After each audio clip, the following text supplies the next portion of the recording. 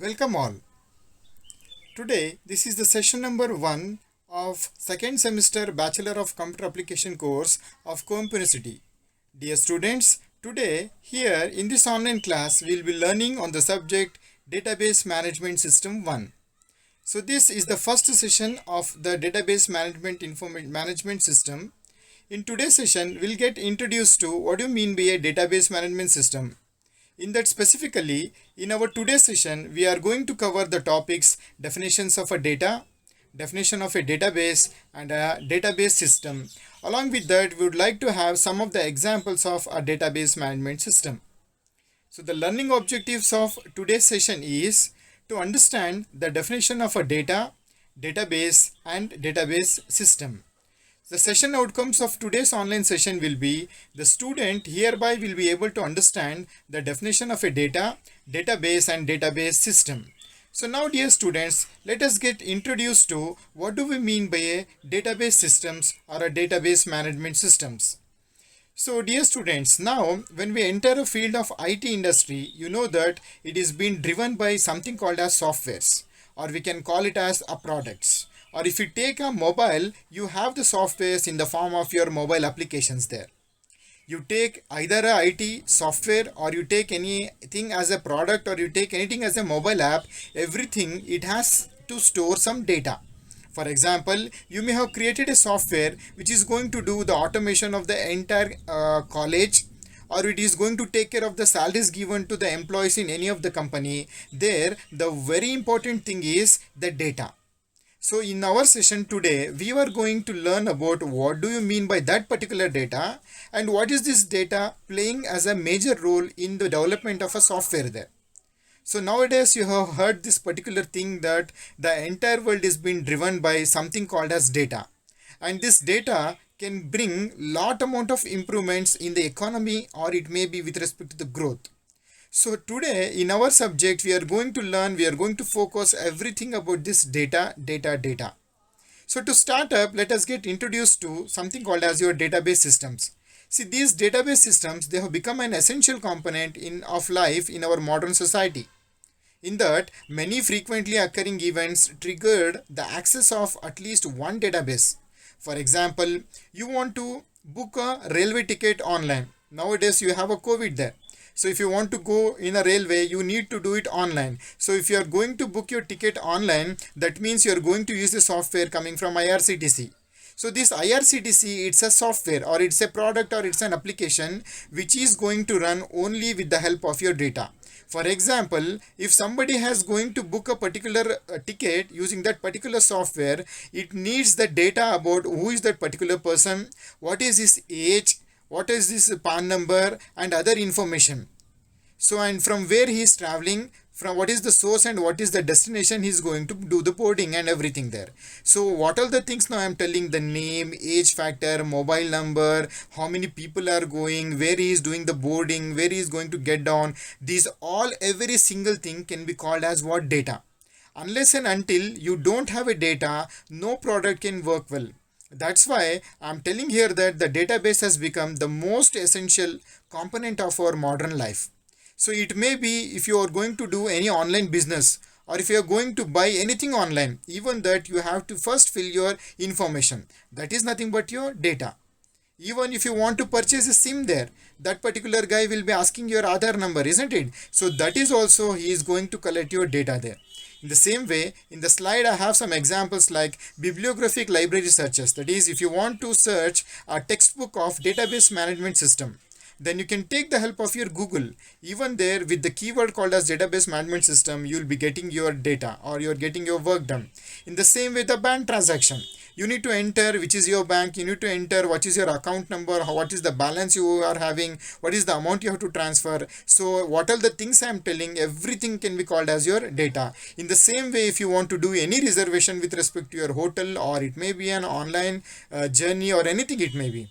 Even if you are going to do your grocery store purchase, everything is being done today online, isn't it? So online means it is nothing but web purchases there. So dear students, you remember that whatever the web purchases you are doing nowadays, not only we, any person in the entire world, he is going to give some input and he is going to get some output there. So that input and output, it completely depends upon what we call it as a data.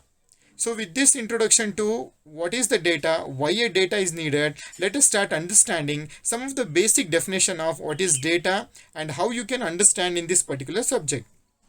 So now in this session, we will focus on the basic definitions of your data there. So till now, I have given you some real-time examples. What do we mean by data there? See, this data is nothing but the noun facts.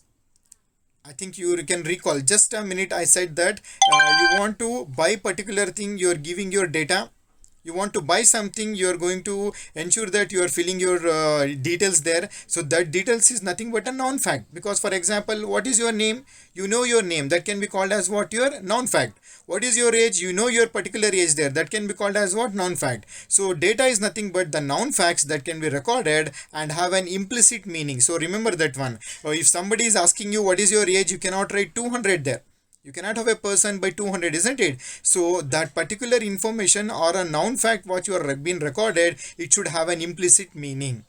So now we understood that if you want to define something as a data, it should be a noun fact and that can be used for recording purpose, and it should have a very important thing called as what? Implicit meaning. For example, assume what is your age? It may be 20. So 20 is a data. What is your mobile number? You have 9898989898, which is a 10-digit number. That is again a data. So like this, you can understand what do we mean by data, or you can simply tell that whatever you see around the world with a particular meaning and which can be used for some doing useful work, that can be called as what? A data. So next, let us move on to the second definition called as database. Now we are making this data and we are creating something, a base, which can be called as a database. See here, database, it refers to a collection, a group, okay, more than one data together binded. That is nothing but a collection of interrelated data. So I'm not speaking only about a data here, but I'm telling that that data should have a relationship among each other. For example, if somebody is going to ask you the details of your marks, then there you should give the marks of your subjects itself. There you cannot give the value of your BP or a sugar or a height value. Understood? So therefore a database can be called as what? It's an interrelated data which has been together stored, or which has been together collected, or which has been together binded to serve for multiple applications. Applications means if you are having a large amount of data and that data is interrelated to each other and it is been stored together so that it is useful for some of the work.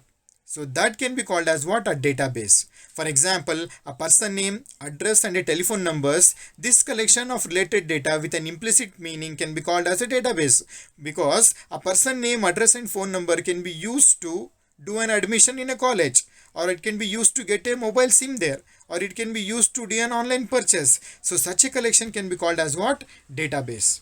I think you are clear about the basic definition of a database. Now let us have understood what are the implicit properties we are speaking. I said that if I want to tell something about a data or a database, it should possess some of the implicit properties there. So those properties let us see now. The first one is a database represents some aspect of the real world. Real world means where we are going to execute our transactions. Sometimes this real world can be called as what? Mini world, or it can also be called by the word called as universe of discourse. So dear students, remember these terms, mini world or universe of discourse.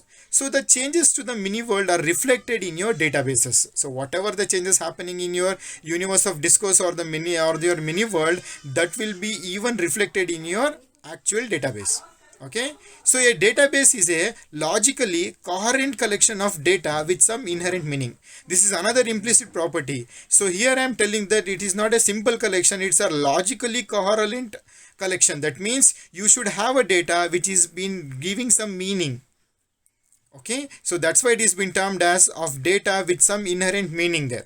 And the third property which a database should have is a database is designed.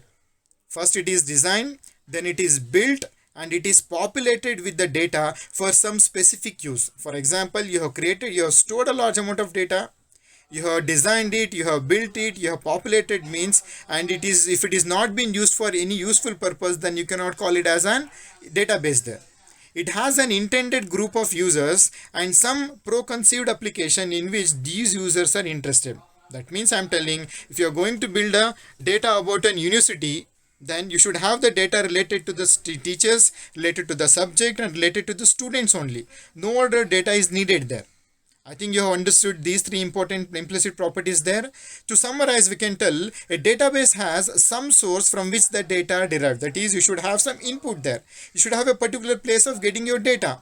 Then you should have some degree of interaction with events in the represented mini world.